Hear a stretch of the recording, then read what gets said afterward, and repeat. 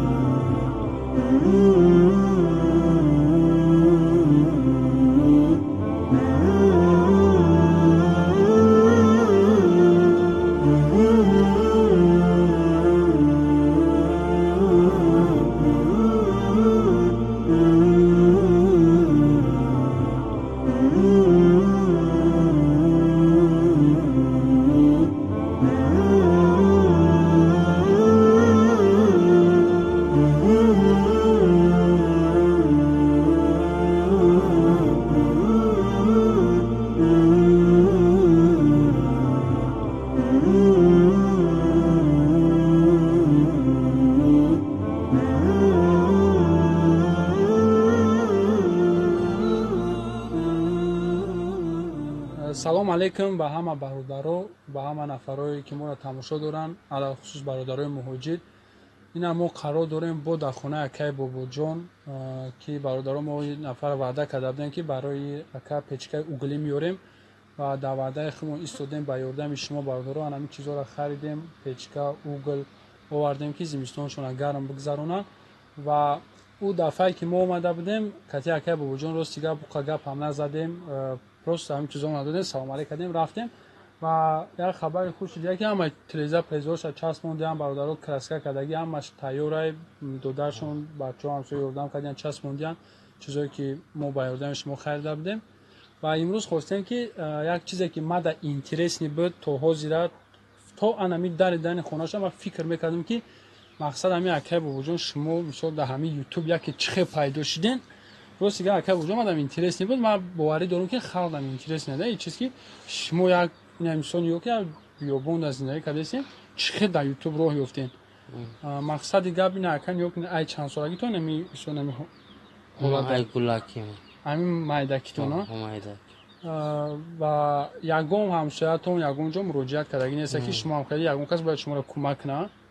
Я агар ки дар ҳамсоягӣ мо мешидем, агар мисол худо ягон ҳамсоямора мисол ҳамин дарди шумо худо ҳеҷ када натия мисол дарди худона хито медонад.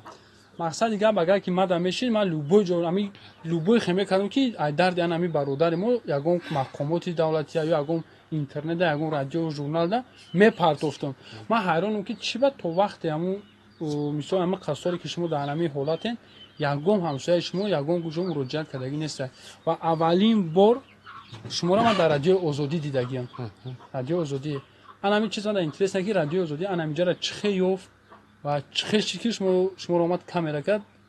унамро просто нақл мекардем. радиои озодӣ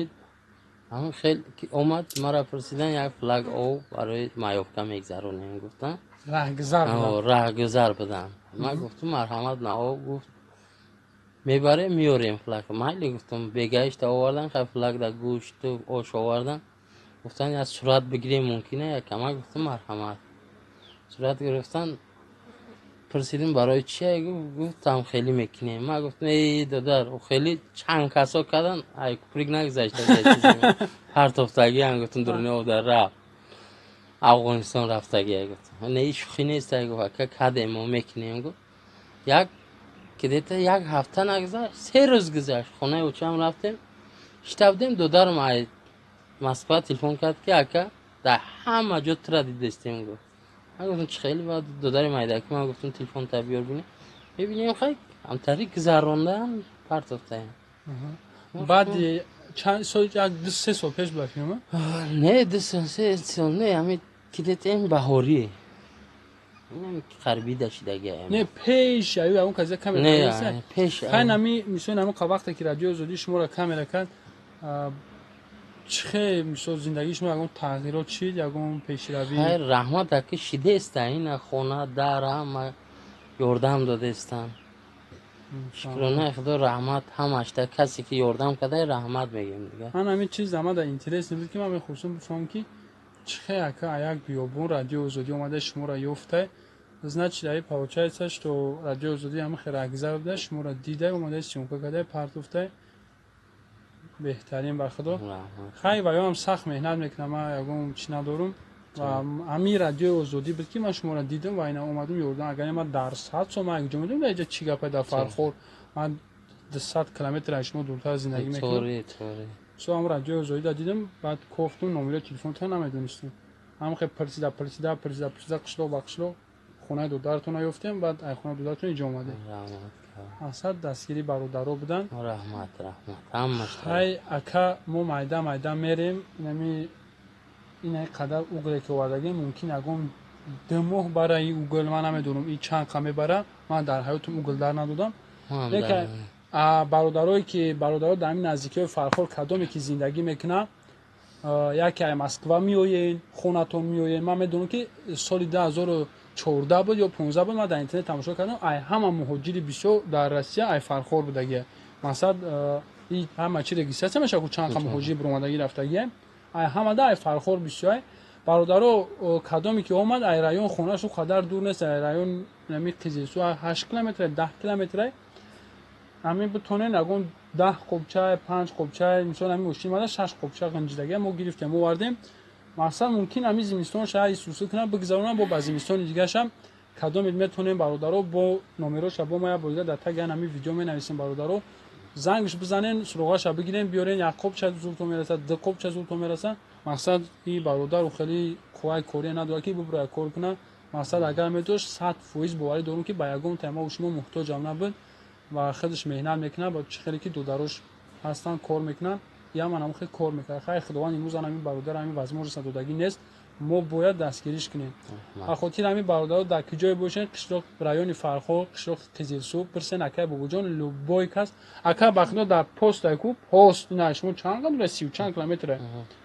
من ممکنه گفتم کجا میرم گفتم خونه اکای بوجون گفت کدوم بوجون گفتم اون فلانی یه گفت خونه او برین زیلیون سویتافور شموده ای پست رحمت رازی که فرخوره کنیم پویون مقصد همین لوبای جو دبرین اکای بابو جان بگین پچتی همه فرخور میشناسش آدرسشون هم بتونن بیاین دستگیری کنه کسی چند خیمتونه مجبوری نیست همین 300 یاسم دوری 50 دیام شبته خچم اون خیره خدا برکت پدر اخشونی گوکو اینه بچه‌شای خولیگانای یگون جو دادن نصیحت کنه پدر تخشونی گوکو مقصد فهمیدی؟ بعد 22 دقیقه همسرتون دعا کردن که مقصد این قدر زنه که با صبر و با توقع که خدمت خصوصا به ینگه چه تصور میکنی؟ نمیشه خیلی دفعه یا ینگه میره یک 2 روز نیست چیکار میکنی؟ هیچ ایلوج ندارم چی به ینگه هیچی؟ به ینگه هیچ هم ینگه دیگه میکنه هیچ بخدا کن شب زنه بخدا 22 دقیقه دعا کردن که مقصد صبر میکنه مینا میکنه خداوند شما را برکت تا هیچ کاری خیلی چی نداره بخدا که بیاد قینه آره همین اکا ما انشالله پاوزموج نسی اکا توقعتو نایمونیم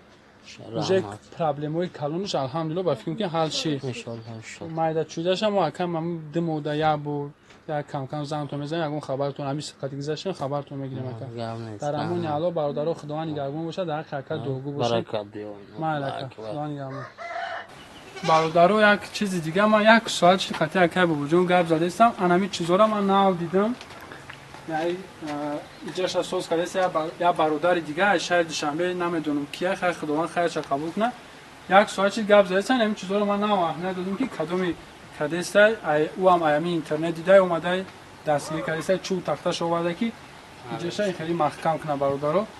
هر در تریزک زدگی هم 800% ان شاء الله پیچکا میچکاش آوردگی خیلی ان شاء الله زمستونش گرم میگذره خدا خواه داختون دو میکنه داختش دو کنه باقی در امان الله مالکه همتون به خدا برکت دیو مایده میره مال خدا جان قانونتون به خدا روی سفید مودن دوگو باشه